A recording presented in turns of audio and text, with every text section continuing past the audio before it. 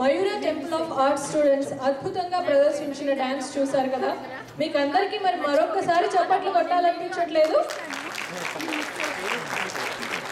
నేను జోబు చెప్తే ఒక్కడు కొట్టలేదు చప్పట్లు.